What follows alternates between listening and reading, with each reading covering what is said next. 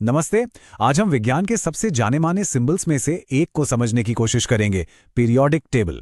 अब इसे सिर्फ एक चार्ट की तरह मत देखिए। ये तो पूरे ब्रह्मांड का एक नक्शा है, एक ब्लूप्रिंट।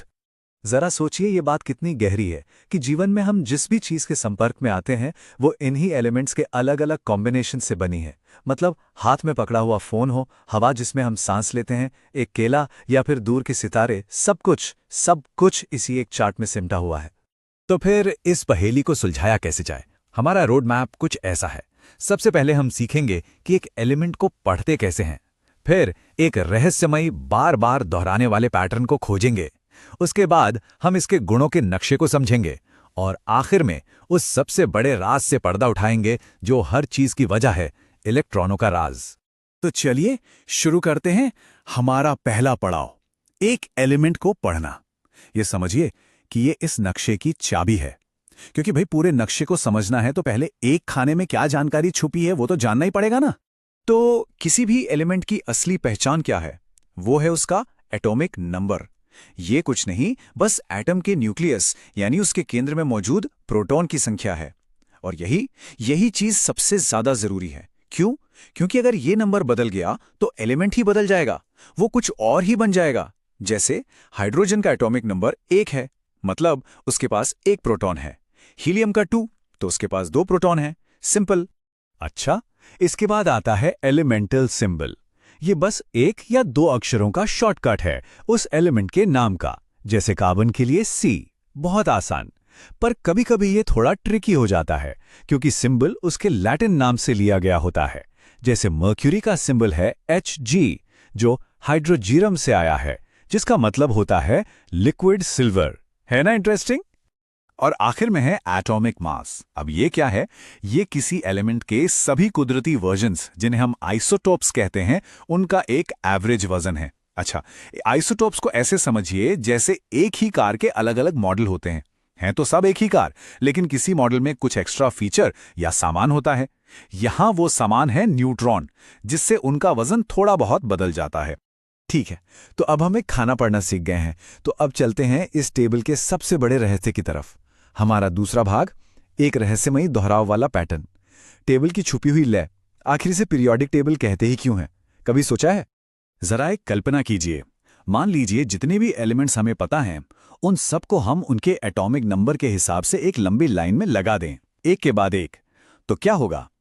क्या कोई पैटर्न दिखेगा? यही वो सवाल था जिसने शुरुआती साइंटिस्ट को सालों तक उलझाए रखा।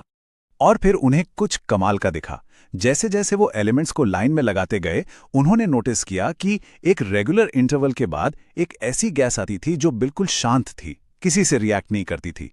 और मजे की बात यह कि उस शांत गैस के ठीक दोनों तरफ हमेशा हद से ज्यादा रिएक्टिव, बेचैन एलिमेंट्स होते थे।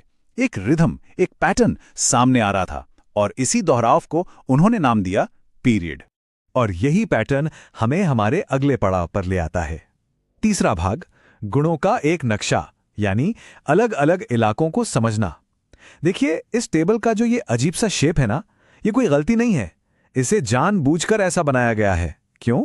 ताकि एक जैसे गुण वाले, एक जैसा बर्ताव करने वाले एलिमेंट्स एक ही कॉलम में एक के नीचे एक आ जाएं। इस नक्शे को देखें तो मोटे तौर पर 2 मेन इलाके दिखते हैं। लेफ्ट साइड में है मेटल्स यानी धातुएं, आमतौर पर चमकदार, बिजली की अच्छी सुचालक, और इनकी आदत होती है इलेक्ट्रॉन देने की, खोने की। फिर राइट साइड पर है नॉन मेटल्स यानी अधातुएं। ये अक्सर नाजुक या गैस होती हैं और इनकी फितरत है इलेक्ट्रॉन हासिल करने की। और इन दोनों के बीच में एक जिगजैग सीढ़ी जैसी लाइन है जो इन्हें अलग करती है। अब जरा इन खड़े कॉलम्स पर नजर डालिए।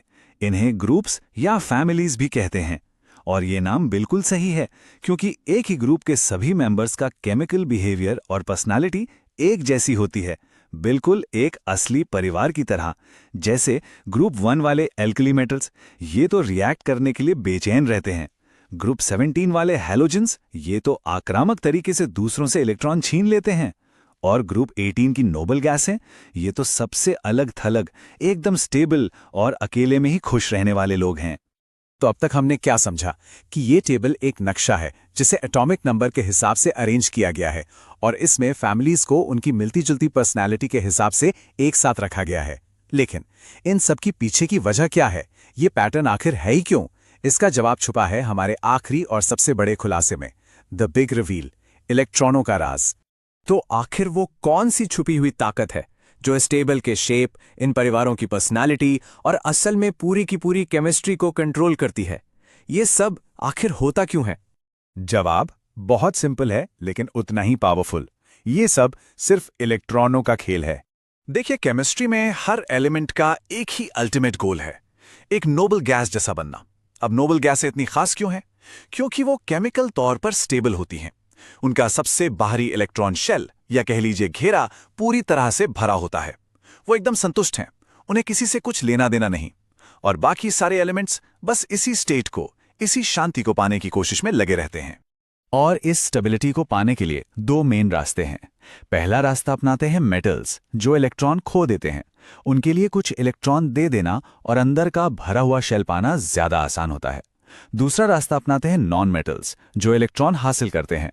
उनके लिए कुछ इलेक्ट्रॉन कहीं से छीनकर अपना बाहरी शेल पूरा करना ज्यादा आसान होता है। और बस यही एक सिंपल सा नियम सब कुछ समझा देता है। यही बताता है कि टेबल का शेप ऐसा क्यों है, क्यों अलग अलग ग्रुप्स एक परिवार की तरह बिहेव करते हैं, केमिकल रिएक्शंस के पीछे की असली ड्राइविंग फोर्स क्या है, और क्यों कुछ एलिमेंट्स हद से ज्यादा रिएक्टिव हैं और कुछ बिल्कुल शांत। सब कुछ बस एक स्टेबल इलेक्ट्रॉन कॉन्फ़िगरेशन पाने की चाहत का नतीजा है। तो पीरियोडिक टेबल उन सब चीजों का नक्शा है जो हम जानते हैं। ये एलिमेंट्स के बिहेवियर को प्रिडिक्ट करने का एक जबरदस्त टूल है, पर ये हमें भविष्य की तरफ भी इशारा करता है। सोचिए, इस नक्शे के आखिर में जो खाली जगह हैं, वहां हमारा क्या इंतजार कर रहा है? और जब हम उन नए एलिमेंट्स को खोज लेंगे तो वो हमारे यूनिवर्स के बारे में हमारी समझ को किस तरह से बदल देंगे?